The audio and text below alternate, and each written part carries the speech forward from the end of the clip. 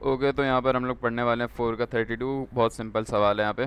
ये कह रहे हैं कि आपका यहाँ पर एक क्या खड़ी है, कंस्ट्रक्शन खड़ी हुई है, कॉलम खड़ा हुआ है, जिसके अंदर जो बनी हुई है किससे, कंक्रीट है, और उसमें सरिये हैं। ये आपने देखा होगा कि जब कंस्ट्रक्शन हो रही होती है तो कुछ सरिये लगे हुए होते हैं, चार करके, चार पाँच छः सरिये लगे हुए होते हैं, फिर उनके ऊपर कंक्रीट डाली जाती है। तो ये उस तरह की आपके पास डायग्राम आगे, सही है।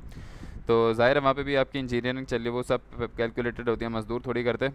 तो अब इंजीनियर का काम क्या है, इंजीनियर का काम आता है यहाँ पर। उसने क्या करना है, उसने ये करना है कि भाई यहाँ पर आपको दी गई है छः रॉड हैं स्टील की, या जिसकी भी हैं, और बाकी कंक्रीट का है। ये एक सर्कुलर पिलर है आपके पास। इसमें आपको कैलकुलेट करना है कि डाया कितना रखना चाहिए आपको। तो यहाँ पे हमारे पास फोर्स लग रही है 30 की ऊपर से, सही है। 30 के ऊपर से फोर्स लग रही है हमारे पास, और हमने डाया कैलकुलेट करना है इस रॉड का। ये वही सवाल आ गया मैथ्स का, कि अगर गाड़ी 10 की स्पीड से चल रही है और टाइम उसको 5 सेकंड लगे, calculate the colour of car, गाड़ी अच्छा खैर बहुत जो खैर अच्छा। तो यहाँ पर ये हमारे पास सर्कुलर कॉलम है, पिलर ये जो है, और यहाँ पे 6 रॉड डली हुई हैं। तो कंपेटेबिलिटी हमें क्या बताएगी, सीधी सी बात है, यहाँ पे फोर्स लगेगी तो ये यहाँ पे नीचे हो जाएगा, डिफॉर्म होगा और कंप्रेस हो जाएगा। सही, ऊपर से फोर्स लेगी, कंप्रेस होगा। तो मैं कह रहा हूँ कि जितना चेंज इन लेंथ स्टील की रॉड में आएगा, उतना ही चेंज इन लेंथ कंक्रीट के अंदर आएगा, क्योंकि ये दोनों जुड़ी हुई है ना। ये कंक्रीट है, इसी के अंदर स्टील की रॉडें डली हुई हैं। तो जितना चेंज इन लेंथ स्टील की रॉड में आएगा, उतना ही चेंज इन लेंथ कंक्रीट में आएगा। बहुत सिंपल फार्मूला है। ये हमारे पास बन गई इक्वेशन नंबर 1, ये रही, सही है। अगली चीज़ क्या बोली है, टोटल फोर्स 30 की है, लेकिन आपकी जो कंक्रीट है उस पर 1/4 ऑफ फोर्स लगेगी, मतलब 1/4 ऑफ 30।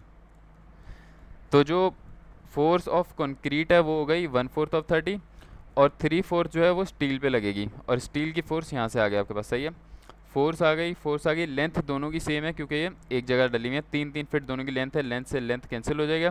हमारे पास डिफॉर्मेशन का फॉर्मूला क्या होता है, FL/AE, सही है। फोर्स आपको मालूम आ गई, यहाँ से निकाल ली, लेंथ कट गई, ए और ई बच गया। अब ये देखो, एरिया ऑफ स्टील, इन दोनों को आगे पीछे इधर उधर करके एरिया ऑफ स्टील को अलग कर लिया, और बाकी सारी चीज़ें एक तरफ कर दी, सही है।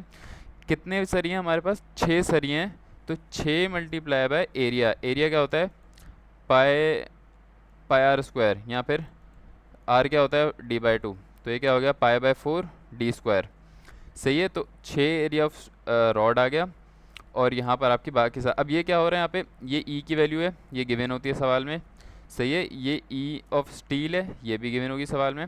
और ये 3 कहाँ से आया आपके पास, ये इसको सॉल्व करके आया, सही है। 22.5 डिवाइड बाई 7.5। और ये जो है, ये एरिया है, एरिया ऑफ कॉन्क्रीट। अब यहाँ पे एरिया ऑफ कॉन्क्रीट नहीं दिया हुआ हमें, हमें टोटल एरिया तो गिवन है। यहाँ पे आप गौर से देखो, इस सर्कल का रेडियस है 4, तो इस सर्कल का डायामीटर हो गया 8, सही है। तो इस पूरे सर्कल का एरिया हो गया पाई/4 8²। अब अगर मुझे कंक्रीट का निकालना है, तो मैं इस पूरे में से माइनस कर दूंगा 6 सरिये का एरिया। सरिये का एरिया है पाई/4 डी ऑफ स्टील स्क्वायर। ये देखो यहाँ पे आ गया, सही है। पाई/4 8² माइनस 6 पाई/4 D²।